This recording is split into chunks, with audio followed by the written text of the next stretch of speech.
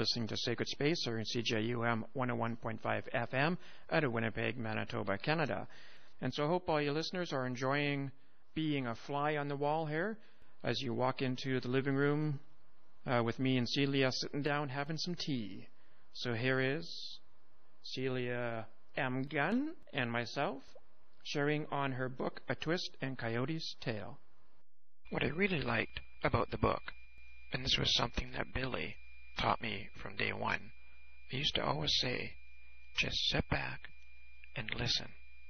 So a lot of times I would be at a lot of places and people wouldn't even know I was there because I wouldn't say much. I wouldn't become a part of the spotlight. I would just sit back and just listen. So it was really nice reading the book and kind of knowing the cast of characters. Yeah. So for me, it was really cool because it brought me back to a really high spiritual time in my life. Not that it's changed a whole lot, but people I don't think get an understanding of what it's like when you're in the now and you're living the now, and it's like you say, people call it synchronicities or miracles, but they're happening time and time again daily because you're in that flux, you're in the flow of spirit, and you're just going with it. So it was very cool, and I don't know if I took the chance to personally thank you to send me the book because it was a nice flashback. It took me back to some awesome times and places, and so I wanted to thank you personally for that because it was a trip down to some old times. Well, bless you for that. It's once you begin to live in that way, once you begin to realize that life can't, that is what life is supposed to be like. Life is supposed to be full of synchronicities, miracles, coincidences, and all these things that are guiding you on your path in life. And when you begin to pay attention to them, they happen more and more. It's not that they happen more and more, it's just you're more and more aware of them. You're open to them, and so they happen. It's kind of a two-way street, if you will. And just like you're saying, it was such a high time for me. It was at 6 years in all that I was firmly put on my spiritual path. The Indians themselves told me, you are becoming the person the Creator meant you to be in this life. They saw it happening. Yeah, they saw. That's always been an amazing thing for me, is that in this society would classify as learned people, but I tell you, they sure as hell are wise, and they see things that we sometimes don't within ourselves, or like that dream that you had, and they see that within you. And so they see that this is what Spirit has told you, and they see that within you. It's amazing. Oh yeah, because this is where it gets really kind of maybe too much for some people, I don't know, but this is how Sam told it to me. It was Selena who first found that site, and this was back in earlier 80s, after the archaeological dig, but so maybe 84, 85. So Selena said to Sam, you must come and see this place. She took Sam to the ancestral village, and on one of the terraces there, he suddenly went into vision state, and he was just surrounded by the people in traditional dress, and all around him were the people, and this little girl comes to him, about 8 years old, and she tugs at him, and she said, Father, Father, I am not at peace. And he says, what is this place? So then he goes off and he does the research, and he finds out all of what this place is according to, the ethnography and the archaeological record, the archaeological dig about the Arrow Lakes Indians, or the Snipes as they call themselves.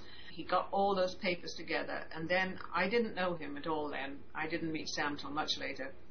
He took those papers off to his buddy Cheyenne, and told Cheyenne, take this to the spiritual leaders of the Arrow Lakes people, the Snipes people, and tell them what's going on in the ancestral lands. So Cheyenne is friends with Bob and Manny, so he gives them to Bob and Manny, and Sam is furious because he doesn't get on very well with Bob and Manny, and he also knows they have quite a record behind them. And he said, oh, why do you give it to them? They're not the spiritual leaders. And Cheyenne said, well, you didn't stipulate who they had to go to and all of this. But as I say, the ancestors made sure that those papers went where they had to go. There's a process here much bigger than all the individuals in it. And you trust as I learned so much from the Indians time again. There's a message and a meaning in everything, in time, on time. Everything has its time and its place and its rightness. It may not seem like that at the time to you, but you don't know the bigger picture. It will all work out for the best, even if it doesn't seem like that at the time. So trust, you know? Yeah, like I said to Sam, you know, you've got to realize that where it went gave a whole bunch of people the opportunity to make good, and a lot of them have, you know, and that is big. I'd be said, if you bring in people who are already, you know, at the highest level spiritually, well, they haven't had the experience of the down and outs who are also going to get involved. But if you get to a person who's had a down and out sort of experience and is trying to pull themselves out, well, then they have more relationship and empathy for other down and outs, so they can work more easily, you know, with the whole. I mean, if you have to have been there to know what it's like. Yeah. Like a good drug addict counselor will often have been a drug addict himself, because so he's been through it and he can really empathize with his people. I guess those papers made their way to Eva, and so she sends Bob up, and he's the only one of her 7 children who would have done anything like that, because she said all the rest are just making their way in the world, but Bob is different. And so Sam, in fact, is almost, you know, this little girl comes up to him in spirit form and says, "I'm not at peace." And now, was she the little one of the people who died there at some point, or was she? I mean, there's a further. I mean, I won't tell you this now, but I should tell you about it sometime privately, about the actual story of a resolution of that little girl and my role and Sam's role and somebody else's role. Okay, right. We just found this out at the premiere of the film. Extraordinary experience we had together. It sort of seals our connection, Sam and mine, and our connection to the site. Anyway, but that's for later, another time. It's for the second edition of the book. Yeah. Anyway, but so, you know, Sam has, you know, when I met Sam, off and on, and then we spent some time together in, I think it was 92, we never spoke about the Sinaixt. We never spoke about our connection to the Arrow Lakes people. I mean, I was just finished, I mean, I was involved with them very, very, very tightly until they actually took up occupation of the site and went on to get the remains back. And they took over, well, I mean, they're the longest standing, most peaceful occupation of Crown land in Canadian history now, actually, still living on that ancestral village, trying to get the extinction label removed.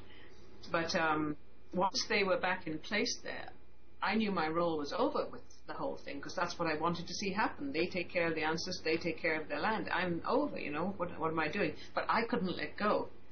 I was so enamored of being with Native people. I was so happy with them. I was so, you know, I felt so at home. And they said it themselves, "You've come home," the elders said to me. And I was determined that this was not the end of my connection with them. And so I went on for another 3 years to work with Rideout. That's Tom Louis, who's a Sinaixt pipe carrier down in Chilean on the reservation. And we worked on cultural preservation projects for the next 2.5, 3 years. Oh, yeah, that's on the riverboats. We did on the riverboats, we did a cultural encampment, and, I mean, ironically, nothing ever blossomed from it. We did a huge amount of preparation, lots of meetings with the council, lots of meetings with traditional people to work on recalling the legends in the original language and the place names, and as well as cultural encampment with traditional activities and skills where you could live and anybody could come. We had all of this. I mean, I did huge proposals and budgets and all of this, and we worked this for 2.5, 3 years. So I traveled a lot with this fabulous man, Tom Louis, who is, I think he's one of the greats as well. And Michael Paul, I think he's another of the spiritual greats. He passed over a few years ago. And in fact, all the elders I was close to are now passed over. And I think that was my this was my real, what can I say, my real incursion into the old order. This was my real experience of just being with Native people who are, I mean, they can't be purely traditional because I think so much has been lost, but they're certainly got their earth-centered spirituality, you know, right in the tip of their fingers, right in their hands, or right in their way of being. And so I was able to, I mean, he was a friend, he was a mentor, and we had this wonderful working relationship. You know, it was a working relationship. We weren't partners or anything. And I learned so much from this man. and the thing was that this next 2.5, 3 years with him was a kind of deepening of the whole experience of this way of life, which I've sort of now have since realized I have to kind of, this is my responsibility now back in England. You know, I mean, I didn't ever imagine I would be coming back to England. I was sure I would stay with the Indians forever because I love being with them that much. Yet I was always aware, here's this white woman with blonde hair and English accent. What is she doing here? You know, these are not my roots, you know. It was always in the back of my mind. But I could never imagine ever leaving them, you know. But then Coyote always pulls the rug out under your feet just when you think you know how life is going to go, doesn't he? Yeah. Speaking of, I wanted to ask that picture on the front cover of the book. How did that come about? Oh, that is fabulous. I mean, a one-off in my life, a spirit photo. Yeah, that was right at the beginning, when I had just taken on the job as coordinator for a management plan. So now I had this official role to connect with the Sinaiks down on the reservation, right? To inform them and get them involved in this ancestral site in Velican. Because believe me, I mean, I wasn't in contact with Bob. Bob and I have never spoken on the phone. We contact each other through dreams and other strange means, right? Mm-hmm. You know, he turns up when I call him and stuff. And I was put in touch by an ethnographer with Charlie Quintasket, who was an elder then in his 80s, who had worked on preserving the language, and he had made master tapes with this Randy Bouchard, this ethnographer. And Randy Bouchard said, call Uncle Charlie, he'll be helpful. So I called Uncle Charlie. As you see, he'd become an uncle, as the native people do. If the elders like you, you have suddenly a whole new bunch of uncles and aunties. And he invited me to come to the first calling back the salmon ceremony at Kettle Falls, down in Washington State. Now, this is fabulous. I had to do my research, but I didn't really have that much time to do it, and certainly didn't know as deeply then as what I know now.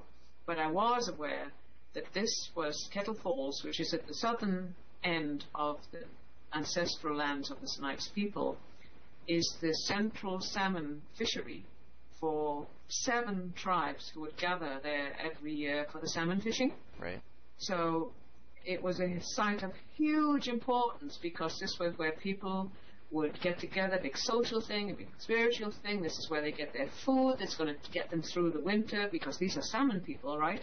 One thing that the ancestors' bones did tell the experts was that their diet was 60% salmon. So these are the salmon people. And when the Grand Coulee Dam was built in the late 1930s, it was the end of the salmon. And Lake Roosevelt was created, and it was the end of Kettle Falls as well. Kettle Falls was drowned. The waterfalls, huge waterfalls, just disappeared under this Roosevelt Lake. And of course the salmon could not access anymore because they would have needed a salmon run of 22 miles long to go around the Grand Coulee Dam, and nobody was going to pay for that. I mean, it's criminal when you think about it, I feel. And they say that the chief of the Samboil, one of the tribes there, died of a broken heart when he saw the waters rising. So it was the whole cultural foundation, this salmon of 7 peoples, was just ended, right? So in 1989, now fast forward 50 years, for the first time in that 50 years, the drawdown, that's when they let water through down for Colorado, wherever it's being siphoned off to, the drawdown was sufficient to expose again Hayes Island, which was an island in the center of the falls, which was the traditional fishery, the place from where the Sinaiks fished. It was the best site, that island in the middle, because they were the mother tribe. They had the best site. So as soon as the Sinaiks saw this, they got together, got teepees onto the island, and had 4 days calling back the salmon ceremony. So sweat lodge, fasting, chanting, drumming, dancing, praying, calling back the salmon. So Uncle Charlie invited me to this.